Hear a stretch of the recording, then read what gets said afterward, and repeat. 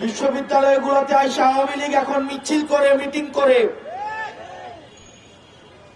গত 17 বছর আওয়ামী লীগ সেবা নিছে আওয়ামী লীগ নামে, এখন সে হয়েছে আওয়ামী লীগের শিক্ষক, টকশোর বুদ্ধিজীবী, সাংস্কৃতিক কর্মী, নাট্যকর্মী।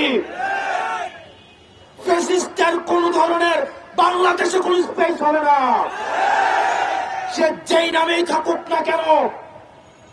এখন যে গুলশানের জাতীয় পার্টি নামে এই কুলাঙ্গাররা আবার ঐক্যবদ্ধ হচ্ছে, ওসমান হাদি ভাইয়ের রক্তের শপথ, ওদেরকে বাংলাদেশে এক ইঞ্চিও জায়গা দেওয়া হবে না।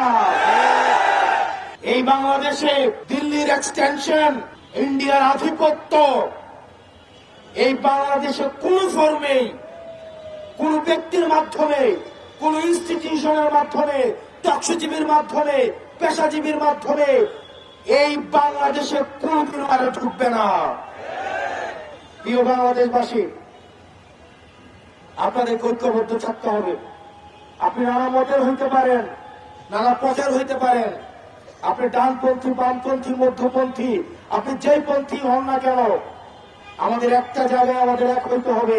আমরা এখানে যারা আছি, আমরা হচ্ছে বাংলাদেশ পন্থী।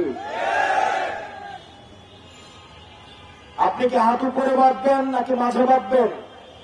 আপনি কি হাত ছেড়ে নামাজ পড়বেন নাকি বেঁধে নামাজ পড়বেন? আপনি ডানপন্থী হবেন নাকি বামপন্থী হবেন? মিলাদ পড়বেন কি পড়বেন না? শাহবাগে গান গাইবেন কি গাইবেন না? এই কালচারাল ফাইট গুলো বাংলাদেশে এনে মনে রাখতে হবে, এগুলো ফ্রিঞ্জ এলিমেন্ট আমাদের মধ্য দিয়ে আমাদের জাতীয় ঐক্যকে বারবার প্রশ্নবিদ্ধ করা হয়। আমাদের সামগ্রিক স্বার্থ আমাদেরকে শত্রু চিহ্নিত করতে হবে। আমাদের বাংলাদেশের শত্রু আওয়ামী লীগ এবং ইন্ডিয়া।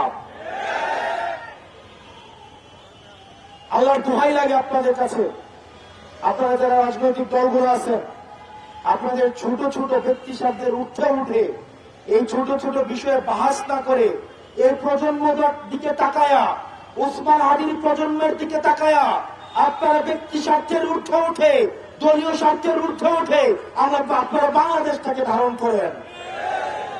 আমরা কিন্তু জানি কারা কারা ইন্ডিয়ার সেটেলমেন্টে এসে ক্ষমতায় যাইতে চায়, কারা কারা আমেরিকাকে মেনটেন করে, চীনকে মেনটেন করে।